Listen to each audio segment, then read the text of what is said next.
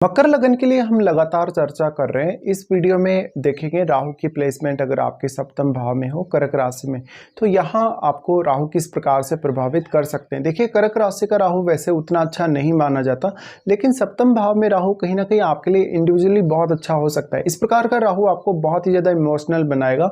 और फिर क्योंकि आपके लगन में केतु स्थित है, केतु स्थित होने से आपका जो इमोशंस का डायरेक्शन होगा वो सही नहीं होगा।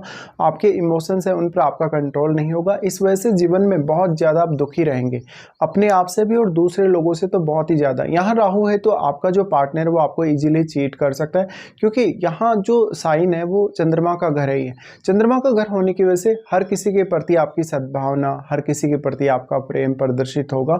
आप किसी के भी सामने बहुत ज़्यादा गुस्सा नहीं कर सकते, किसी के साथ भी आप लड़ाई झगड़ा या विवाद करने का नहीं सोच सकते।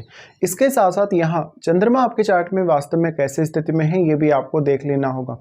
आपका जो पार्टनर है वो बहुत ही क्लेवर हो सकता है, बहुत ही अट्रैक्टिव हो सकता है और काफ़ी ज़्यादा उसके पास क्वालिटीज़ हो सकती हैं, जैसे कि उसके पास बहुत अच्छी क्रिएटिविटी हो सकती है, वो बहुत इंटेलिजेंट हो सकता है, उसके पास इमेजिनेशन बहुत अच्छी हो सकती है। इसके अलावा यहाँ सप्तम भाव का जो राहु होगा वो आपकी पर्सनैलिटी को बहुत ज़्यादा एम्पलीफाई करने की कोशिश करेगा। तो आपका जो लगन है वो शनि से रिप्रेजेंट होता है। शनि से रिप्रेजेंट होने की वजह से ये जो एस्पेक्ट है यहाँ राहु का आपके लगन पर वो उतना ईजी नहीं है आपके लिए। राहु की ये प्लेसमेंट कहीं ना कहीं आपको काफ़ी ज़्यादा इल्यूजन में डालेगी अब, और आप हर किसी के साथ बहुत ज़्यादा अटैच्ड नजर आएंगे रिश्तों में। ऐसे में अपने पार्टनर पे आपको कम से कम डिपेंडेंसी रखनी होगी। पार्टनर का आपको बहुत ज़्यादा साथ देने के लिए तत्पर होना चाहिए, बट सामने वाला ही यहाँ ज़्यादातर गलतियाँ करेगा या सामने वाला ही आपको हर्ट करेगा कहीं ना कहीं। अब मान लीजिए अगर चंद्रमा आपके चार्ट में अच्छी स्थिति में नहीं है तो फिर मैरिज के लिए ये बहुत ही ख़राब प्लेसमेंट मानी जा सकती है। इस प्रकार का राहु है तो आपको फॉरेन में सेटलमेंट दे सकता है, फॉरेन के साथ कोई ना कोई कनेक्शन दे सकता है, या इवन आपको पार्टनर मैरिज होने के बाद पार्टनर के साथ कहीं ना कहीं सेटल कर सकता है। इस प्रकार का राहु है तो ये आपको इमेजिनेशन बहुत ज़्यादा अच्छी देगा और साथ साथ में पब्लिक डीलिंग में कुछ हद तक आसानी देगा, लेकिन यहाँ सामने वाला व्यक्ति ही ज़्यादातर आपका फ़ायदा उठाएगा। राहु के साथ यहाँ कोई अन्य ग्रह बैठा है तो आपको उस अन्य ग्रह को भी जरूर देख लेना होगा। वो आपके चार्ट में किसी न किसी भाव का स्वामी अवश्य है, तो ऐसे में उन भावों का रोल भी आपके सप्तम भाव से जुड़े कार्यों के लिए बहुत ज़्यादा अहम हो जाता है। अब देखिए, राहु यहाँ है और राहु एक बहुत ही क्लेवर प्लेनेट है, इसलिए जब भी आप किसी के साथ कॉन्टैक्ट में आते हैं तो आप उसके साथ इमोशनली बहुत ज़्यादा कनेक्ट हो जाएंगे। कनेक्ट होने के साथ साथ आप उसके साथ बहुत ज़्यादा फ्रेंडली हो जाएंगे या उसके साथ बहुत जल्दी एक स्ट्रॉन्ग रिलेशनशिप रख लेंगे या फ्रेंडशिप कर लेंगे। इसलिए यहाँ आपको ये थोड़ा सतर्कता के साथ करना होगा। यहाँ पे राहु के साथ जो भी प्लैनेट बैठा है वो आपके पार्टनर की क्वालिटीज, उनकी पर्सनैलिटी, उनके सोचने समझने के तरीके, उनकी तर्क शक्ति, उस पर बहुत गहरा प्रभाव डालेगा। अगर यहाँ राहु का कोई मित्र ग्रह हो तो उस केस में भी आपको उतनी ज़्यादा सहायता नहीं मिल सकती। भले ही ये प्लेसमेंट फिर आपके पार्टनर के लिए और भी ज़्यादा अच्छी साबित हो सकती है, बट आपके लिए यहाँ काफ़ी ज़्यादा केयरफुल रहने वाली स्थिति है। राहु के साथ अगर कोई एग्रेसिव प्लैनेट बैठा है तो आपकी मैरिज में इवन बात डिवोर्स तक जा सकती है और पार्टनर के साथ लड़ाई झगड़ा होने की भी बहुत ज़्यादा संभावना है। कभी कभी इस केस में ये देखा जाता है कि जो पार्टनर है आपका सामने वाला वो फिजिकली कहीं ना कहीं बहुत ज़्यादा स्ट्रांग हो सकता है या बहुत ही ज़्यादा ताकतवर हो सकता है, बट ये आपके लिए कहीं ना कहीं हेल्थ को ख़राब करने वाली स्थिति सामने आ सकती है कभी कभी।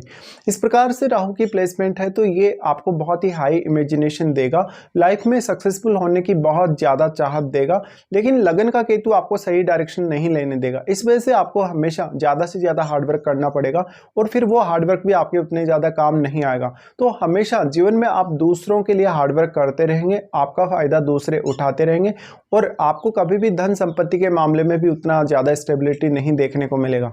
अब यहाँ पे आपको कोई ना कोई पर्सन ऐसा चाहिए जो आपके लिए बहुत रिलायबल हो, जो आपको गाइड करने वाला हो, साथ साथ में आपकी मैरिज होने के बाद भी आपको किसी ना किसी से एक अच्छी गाइडेंस लेनी चाहिए। लेकिन लगन का केतु आपको हमेशा भ्रमित किए रहता है, हमेशा आपकी डायरेक्शन को वो उल्टा कर देता है। कहीं ना कहीं वो आपको स्वयं का आपका जो आभास है वो नहीं होने देगा कि आप कौन हैं, आप किस प्रकार के पर्सन हैं, आप में जो जो क्वालिटीज़ हैं उनसे भी आपका लगन का केतु आपको डिटेच करता रहेगा। इसलिए आपको केतु पर भी विशेष ध्यान देना होगा।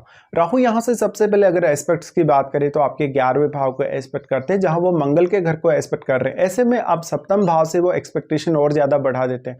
और अगर राहु पर किसी फायरी प्लैनेट का प्रभाव है या फायरी प्लैनेट कोई राहु के साथ है तो ऐसे में और भी ज़्यादा आपकी अपेक्षाएं बढ़ जाती हैं।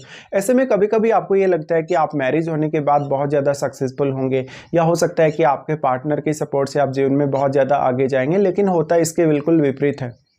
राहु जो 11वें भाव पे प्रभाव डाल रहे हैं कुछ हद तक अगर आपका फॉरेन सेटलमेंट होता है या आप एक अच्छी जॉब में होते हैं तो कैरियर वाइज आप शुरुआत में बहुत ज़्यादा कभी कभी सेटल्ड रहते हैं, लेकिन यहाँ पार्टनर की चीटिंग की वजह से या मैरिज में जो भी आपने डिप्रेशन झेला है, मैरिज में जो जो प्रॉब्लम्स झेली उसकी वजह से या तो आपको जॉब छोड़ना पड़ेगा या फिर हो सकता है फॉरेन में भी सेटल होना पड़े। तो यहाँ कैरियर में स्टेबिलिटी मैरिज के बाद ही आपको देखनी चाहिए। कैरियर में मैरिज से पहले स्टेबिलिटी आने के चांसेस उतने अधिक नहीं होते, अगर होते भी हैं तो बाद में आपको मैरिज करने के बाद बहुत ज़्यादा प्रॉब्लम हो जाती है। तो यहाँ कैरियर में स्टेबिलिटी के चांसेस मैरिज से पहले उतने ज़्यादा नहीं होते, अगर होते भी हैं कभी कभी आप बहुत अच्छे से सेटल हो भी जाते हैं कैरियर में, तो मैरिज होने के बाद आपके कैरियर में बहुत ज़्यादा उथल पुथल मच जाती है और आपको अपना जॉब वगैरह छोड़ना पड़ता है। इसके साथ साथ फिर मैरिज होने के बाद जो आप एकदम से ऐसी कंडीशंस में आ जाते हैं जहां पर आप लाइफ के प्रति काफ़ी नेगेटिव हो जाते हैं। इवन कभी कभी ऐसे लोगों को बहुत ज़्यादा अटैचमेंट हो जाती है सामने वाले पर्सन से, और सामने वाला पर्सन अगर आपको चीट करके चला भी जाए आपकी लाइफ से तो भी आप उसको नहीं छोड़ पाते। ऐसे में ये स्थिति आपके कैरियर के लिए बहुत ज़्यादा नुकसानदायक साबित हो सकती है। ऐसे में आपको किसी ना किसी अच्छे पर्सन की एडवाइस की जरूरत हमेशा ही पड़ेगी। यहाँ राहु की प्लेसमेंट है तो जो राहु है वो आपके लगन को भी एक्सपेक्ट कर रहे हैं। लगन को एक्सपेक्ट करने की वजह से राहु अपनी तरफ से पूरी कोशिश कर रहे हैं वो आपको एम्पलीफाई करने की, आपके लगन को एम्पलीफाई करने की, साथ साथ में वो कहीं ना कहीं अपनी तरफ से सपोर्ट आपको करना ही चाहते हैं। लेकिन ये सब आपके लिए इल्यूजन की तरह ही होगा। अब आपके लगन में जो केतु स्थित है उन पर आपका जो राहु के साथ सप्तम भाव में बैठा हुआ ग्रह है वही सबसे ज्यादा प्रभाव डाल पाएगा।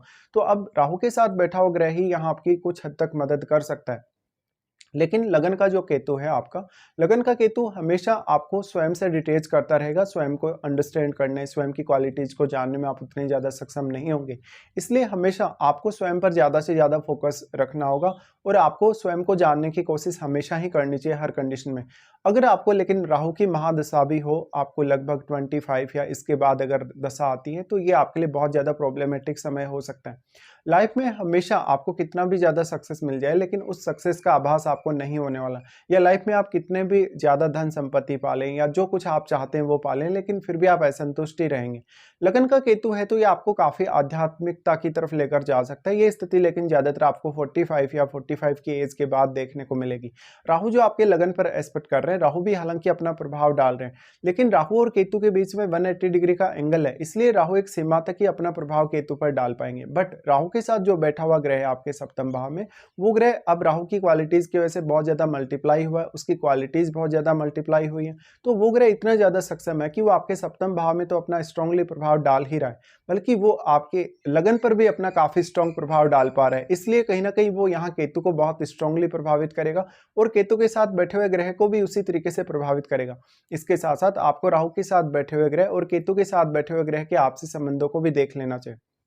अब यहाँ पे फिर राहु एस्पेक्ट करते हैं थर्ड हाउस को।